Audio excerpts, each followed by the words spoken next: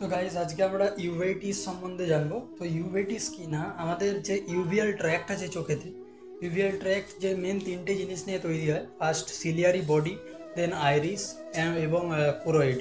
মানে choroid, ciliary body এবং iris, এই তিনটে জিনিস নিয়ে ইউভিয়াল ট্র্যাক্ট তৈরি হয় চোখে। এই ইউভিয়াল ট্র্যাক্টটি যখন ইনফেকশন হয় বা ইনফ্ল্যামেশন হয়, তখন সেটাকে বলা হয় কি না, ইউভেটিস। এবার ইউভেটিস তিন রকমের হতে পারে, একটা অ্যান্টেরিয়র ইউভেটিস, একটা ইন্টারমিডিয়েট ইউভেটিস, আর একটা হচ্ছে একটা পোস্টেরিয়র ইউভেটিস।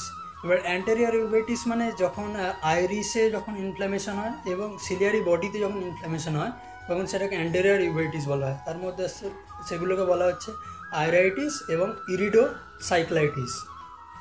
এবং ইন্টারমিডিয়েট ইউভেটিসের মধ্যে আসছে কি না, যখন ভিট্রিয়াস হিউমারের সেলের মধ্যে যখন ইনফ্লেমেশন বা ইনফেকশন হয়, তখন সেটাকে বলা হচ্ছে ভিট্রাইটিস, মানে ভিট্রিয়াস হিউমারের সেলের মধ্যে ইনফেকশন। এবং পোস্টেরিয়র ইউভেটিসের মধ্যে আসছে কোরিও রেটিনাইটিস, মিন্স যখন কোরয়েড এবং রেটিনার মধ্যে যখন ইনফেকশন হয়, তখন সেটাকে বলা হয় কোরিও রেটিনাইটিস।